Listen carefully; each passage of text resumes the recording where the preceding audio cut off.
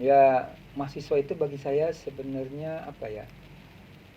Dia itu kan elit minority ya. Dari sekian banyak pemuda di Indonesia, generasi muda Indonesia, hanya berapa persen lah yang jadi mahasiswa.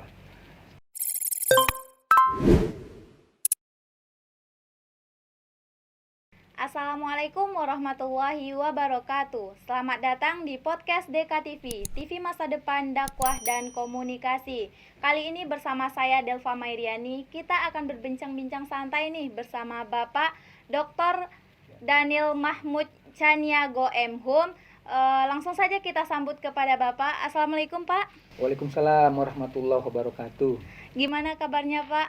Alhamdulillah baik. Bagaimana puasanya hari ini Pak? Ya, alhamdulillah baik juga. Saya kebetulan baru sampai nih dari Jakarta. Wah, Ya, baru tadi sampai di pagi, Jakarta. tadi Pasti pagi. lelah ya gitu Pak. Ya lumayan, belum tidur sebenarnya. Iya. Hmm. Apa sih aktivitas kegiatan yang Bapak akhir-akhir ini, Pak? Ya saya lebih banyak mengajar, ya kemudian menjalankan tugas saya sebagai WD3 itu yang sering ya. Ya sekali-sekali saya mengikuti perkembangan mahasiswa lah ya lewat media sosial terutama, karena kalau TV itu kan memang terbatas ya. Nah, kita akan mengulik berbincang hangat nih sama Bapak tentang kemahasiswaan. Nah, Bapak, apa sih pandangan Bapak kepada mahasiswa, Pak? Ya, mahasiswa itu bagi saya sebenarnya apa ya? Dia itu kan elit minority ya. Dari sekian banyak pemuda di Indonesia, generasi muda Indonesia, hanya berapa persen lah yang jadi mahasiswa. Jadi mereka itu sebenarnya di pundaknya itu mereka memikul beban yang cukup berat, karena mereka dituntut untuk bisa berperan ya sebagai agent social change, ya, jadi agen-agen perubahan sosial. Karena sejarah kita kan selalu ada, sudah buktikan bahwa berkali-kali itu mahasiswa mempunyai andil yang cukup besar dan selalu diharap ya, diharap perannya untuk bisa melakukan perubahan-perubahan bagi kemajuan bangsa, bagi eh, kesejahteraan rakyat, dan juga bagi hal-hal penting lainnya terkait kepentingan bangsa dan negara. Saya pikir itu mahasiswa sejak zaman kolonial ya. Yep. Nah, sebagai wakil dekan 3 nih Bapak yang tahu akan masalah mahasiswa kemahasiswaan. Terus apa sih yang Bapak lakukan kepada mahasiswa mengenai keluhan-keluhan mahasiswa itu, Pak? Ya dilihat keluhannya dulu. Saya akan lihat keluhan dulu. Ya sebenarnya kalau saya pribadi yang saya berharap juga yang lain teman-teman saya gitu, baik tenaga apa di tendik dan juga di kantor ya, bahwa mahasiswa itu adalah bagi saya ini apa namanya, kita ini pelayan-pelayan mahasiswa. Kita harus layani mahasiswa itu sebaik mungkin. Karena kalau tidak ada mahasiswa ini, ya kalau tidak ada mahasiswa ini ya itu kampus kalang kabut itu. Berkurang saja jumlah yang mendaftar nih di UIN atau mahasiswa kita berkurang 1 atau 2%, itu sudah kalang kabut itu. Jadi memang kampus ini dibuat memang untuk mahasiswa. Lalu kami hadir di sini, ikut tes, masuk jadi dosen, jadi pegawai. Tugas utama kami sungguhnya adalah melayani mahasiswa. Jadi memang kami ini adalah pelayan-pelayan mahasiswa. Ya, karena itu kami harus memberikan atau melayani mahasiswa sebaik mungkin. Apa yang menjadi tujuan mereka untuk kuliah, kami harus bantu mereka. Kami tidak bisa menjamin mahasiswa kami itu akan menjadi orang yang sukses nanti ke depan setelah kuliah di sini, tidak bisa. Tapi kami itu mengawal, membantu, membimbing mahasiswa untuk menjemput takdir mereka. Takdir mereka itu sudah ada, ya. Ada yang suatu saat nih, mungkin anak dakwah akan menjadi gubernur, jadi ketua DPRD, jadi politisi, jadi pengusaha, wartawan dan lain sebagainya. Ya, karena kalau saya tidak yakin bahwa kuliah kita ini akan mahasiswa yang tamat kuliah itu nanti dia akan bekerja sesuai dengan fak yang diambil ketika kuliah. Itu belum tentu juga. Ya, karena takdir itu kan kita tidak tahu, ya. Tapi karena kalau di kita ini di Indonesia lah, kalau orang yang pekerjaan yang linear dengan pendidikan kan cuma sedikit ya. Kalau masuk akabri pasti tamat jadi abri itu. masuk Apol, tamat jadi Iya. polisi, ya kan? Iya. Masuk kuliah di SIP STPDN pasti IPDN ya Pak. IPDN pasti Iya. jadi pamong praja, ya, atau sekolah-sekolah kedinasan kuliah. Tapi kalau Fakultas Dakwah belum tentu juga jadi orang pendakwah, Fakultas Adab belum tentu juga jadi sastrawan atau budayawan. Banyak kok alumni-alumni dari Fakultas Adab, mahasiswa saya ini yang jadi guru, yang jadi kepala sekolah, kemudian jadi politisi, ya. Jadi begitu. Nah, gini Pak, sebagai Wakil Dekan 3, bagaimana sih Bapak mewujudkan kualitas mahasiswa yang kreatif, produktif, dan inovatif gitu Pak? Bagaimana caranya? Bagaimana tanggapan Bapak? Ya, saya selalu meyakinkan kepada mahasiswa saya bahwa mereka itu punya potensi gitu. Kadang-kadang mahasiswa itu kan banyak sekali mereka tidak percaya diri gitu. Ya, mereka harus sering diingatkan. Kadang-kadang kita yang, ya, saya sering kali gitu. Saya kadang-kadang saya dapat informasi dari teman-temannya gitu ya, bahwa dia punya ini, tapi dia tidak mau mengembangkan. Ya, sebagai WD3 sering kali itu dia saya percayakan, saya bawa di kepanitiaan, saya kasih dia tanggung jawab untuk mengolah acara atau mengelola kegiatan. Tugas saya tuh saya pikir saya harus bisa memberikan keyakinan kepada mahasiswa bahwa mereka itu punya potensi mereka itu harus dibangkitkan. Nah, disitulah saya harus membimbing, mendampingi mereka gitu. Ya, saya yakin itu banyak mahasiswa-mahasiswa kita yang punya potensi, tapi mereka malu atau mungkin mereka tidak tahu bagaimana mereka harus membangkitkan potensi itu atau mengembangkan potensi. Nah, karena itu ya sejak saya menjadi WD3 saya selalu pelajari itu. Ya, kadang-kadang saya lihat dari bakatnya, kadang-kadang tidak sengaja saya lihat di WA-nya atau di media sosial lainnya atau dari teman. Biasanya seperti itu. Delpa ya, coba Delpa. Iya Pak. Nah, Bapak nih sebagai Wakil Dekan 3, semasa waktu kuliahnya adalah aktivis, yaitu pernah menjadi wartawan lepas harian Singgalang sewaktu masih kuliah. Iya Pak, benar Pak? Ya, saya dulu pernah diasuh sama Bang Adi Bermasa, Ben Tanur, tapi saya juga menjadi orang magang atau wartawan lepas, ada dulu majalah Estafet. Saya pernah juga bantu-bantu bikin berita untuk haluan. Ya, di samping saya juga menjual koran itu. Bagaimana sih pengalaman Bapak sebagai aktivis kampus itu Pak?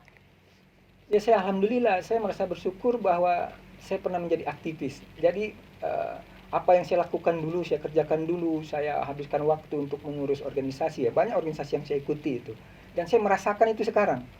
Mungkin kalau saya tidak ikut di organisasi, ya saya tidak tahu bagaimana harus memimpin rapat, bagaimana harus melakukan lobby-lobby, bagaimana harus komunikasi dengan orang banyak, ya, memobilisir massa dan lain sebagainya.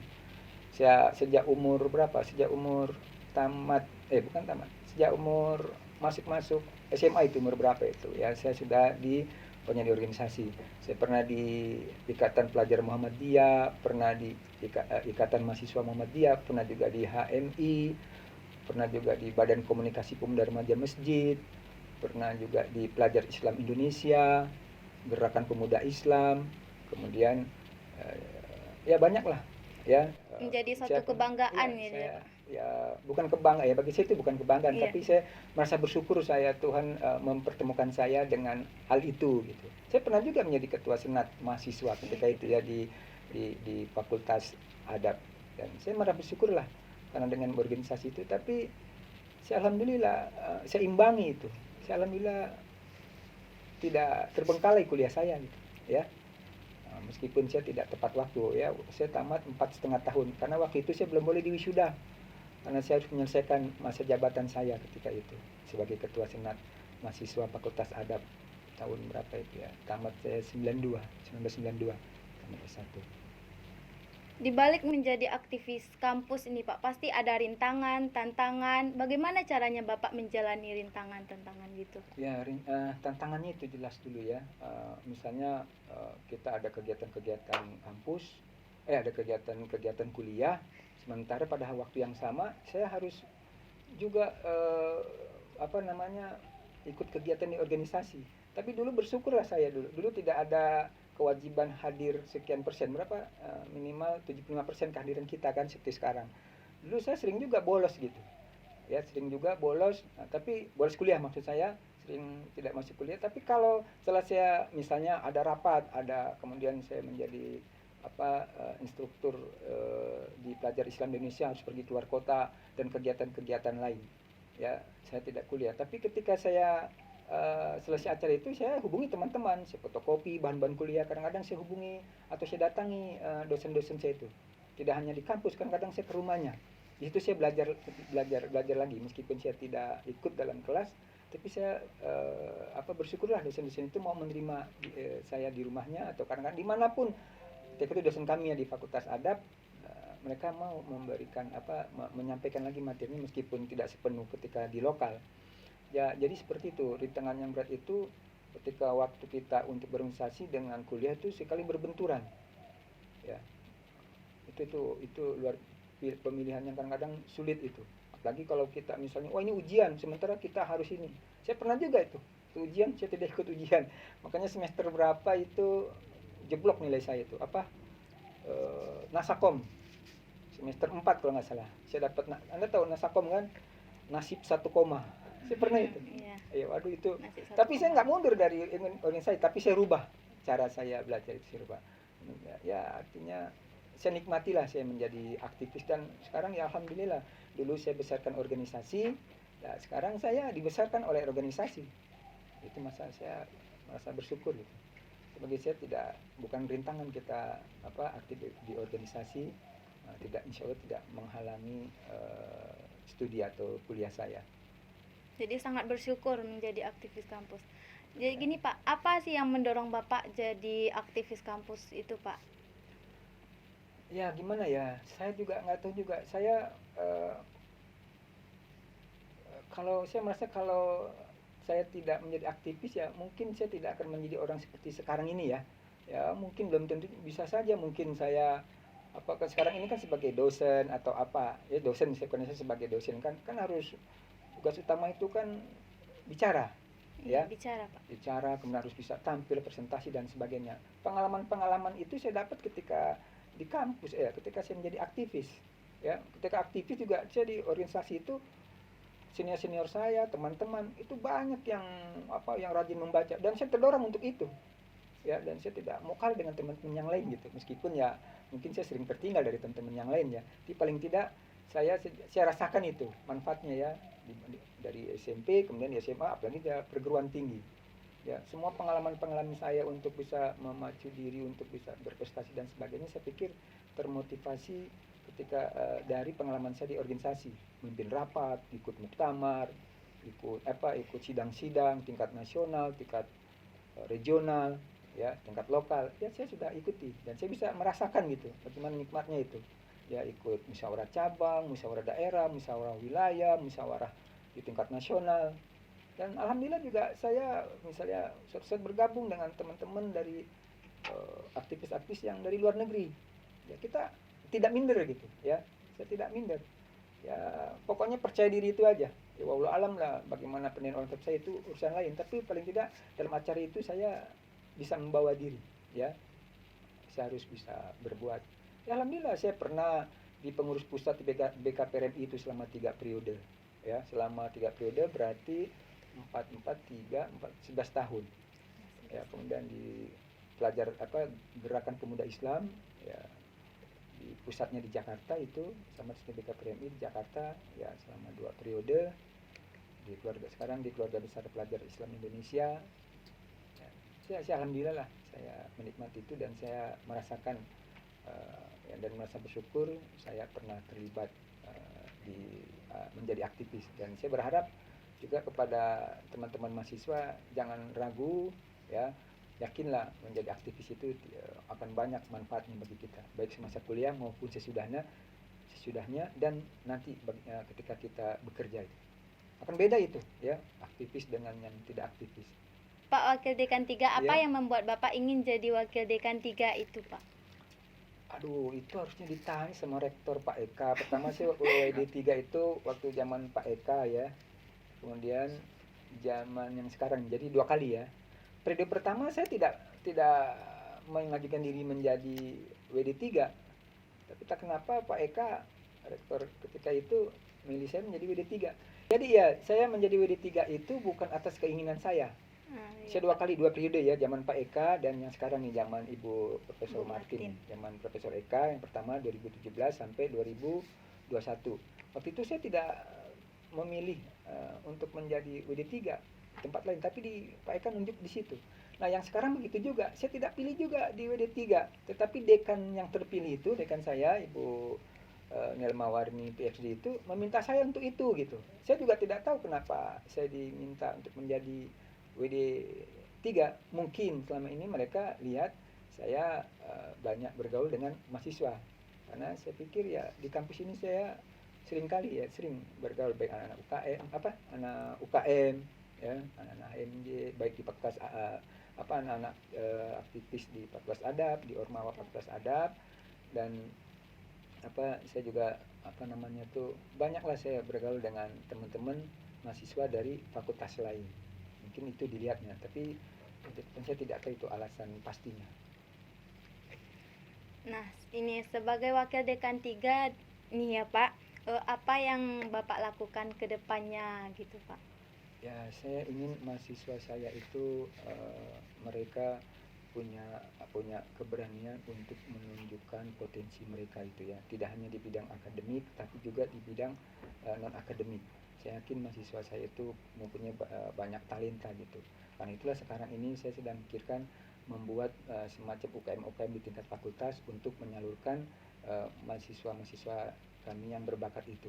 Ya, misalnya saya tahu mahasiswa itu ada yang punya kesenangan dan keahlian di bidang seni atau bidang olahraga, tetapi mereka tidak mau keluar. Saya sudah sarankan, saya kan sebagai pembina UKM olahraga, tapi mereka tidak mau, mereka mau bergaul mereka mau berbuat di fakultas kan, makanya kita buatkan itu ya di fakultas di kesenian gitu juga.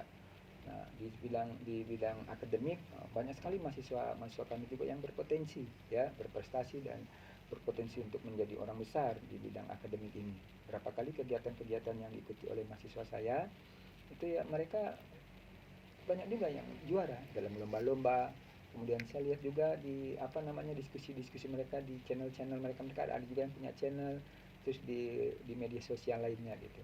Saya ingin mahasiswa saya punya kepercayaan diri bahwa mereka bisa menjadi orang-orang yang menjadi aktivis-aktivis, menjadi generasi-generasi yang bisa dipercaya ya untuk menjadi tokoh-tokoh dalam melakukan perubahan-perubahan sosial di lingkungan masyarakatnya.